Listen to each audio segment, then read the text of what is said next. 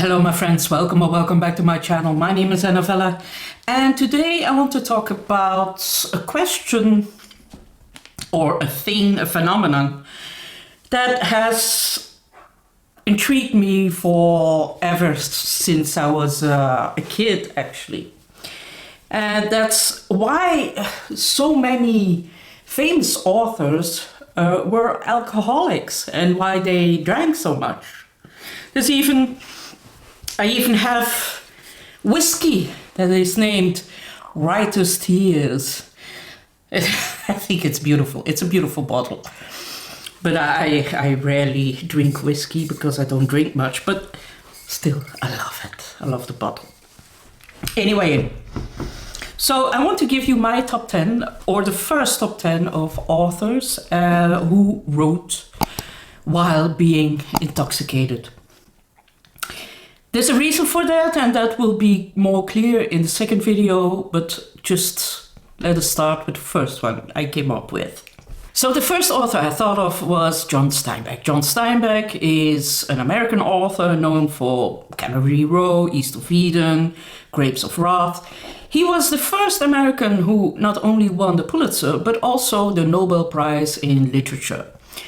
And he was a huge drunk. And this is what he said about his alcoholism. I have always lived violently, drunk hugely, eaten too much or not at all, slept around the clock or missed 2 nights of sleeping, worked too hard and too long in glory, or slopped for a time in utter laziness. I've lifted, pulled, chopped, climbed, made love a joy and taken my hangovers as a consequence, not as a punishment. Of course, one of the authors you can't forget in this list is Hemingway. Ernest Hemingway was not only a great novelist, short story writer, but a very famous drunk.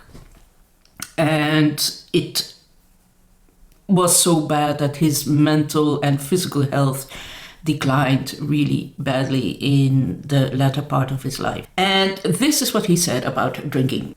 The only time drinking isn't good for you is when you write or when you fight.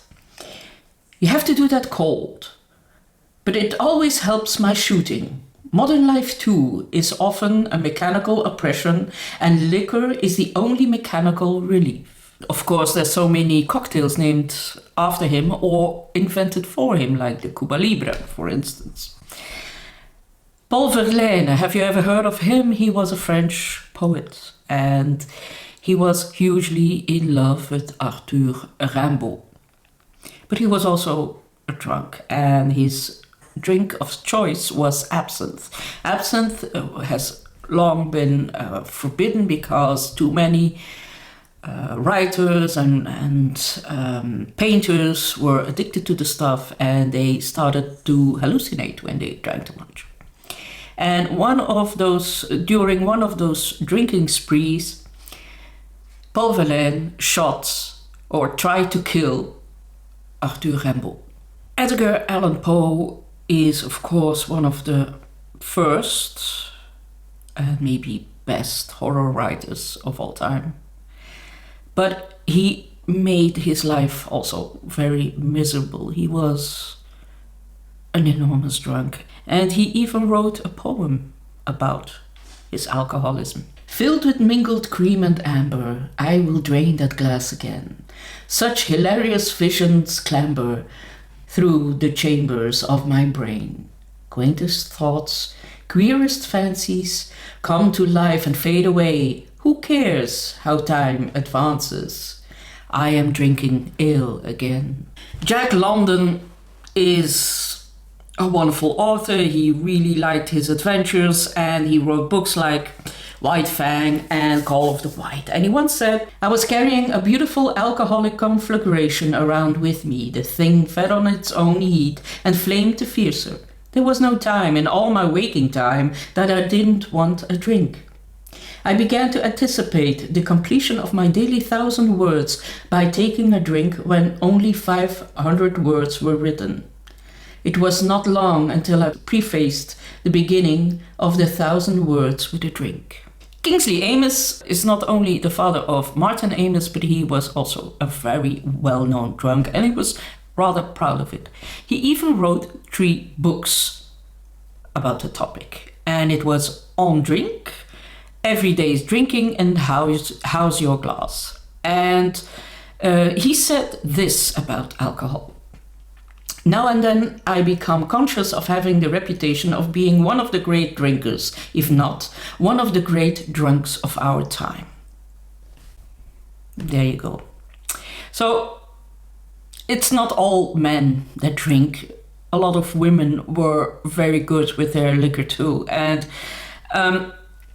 one of those was, of course, Margaret Dura. Margaret Dura is a French author. She wrote, amongst others, The Lover, the movie Hiroshima Mon Amour.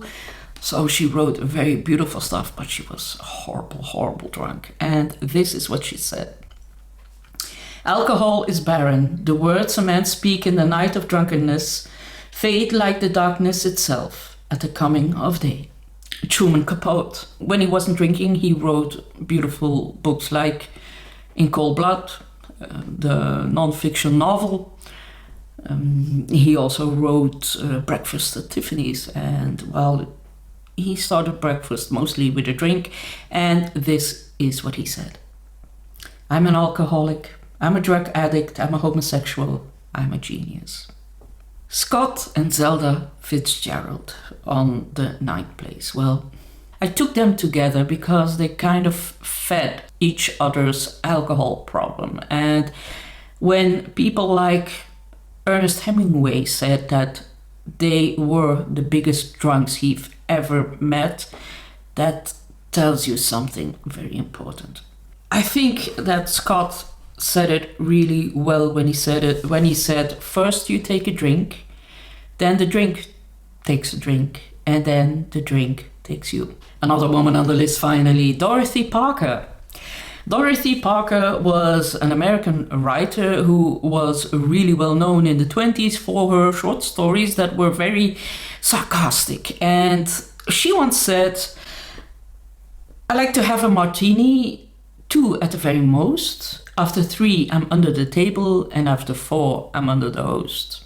So that's my list. I will make another video to dive a little deeper and to give some other examples. And maybe after watching this video, you think, well, maybe I drink too much, or I know somebody who drinks too much. Well, I invite you to watch a video made by Olly from Olly about his problem and how he is now 2 years sober. It's a very beautiful and very brave video he made, and maybe it will help you.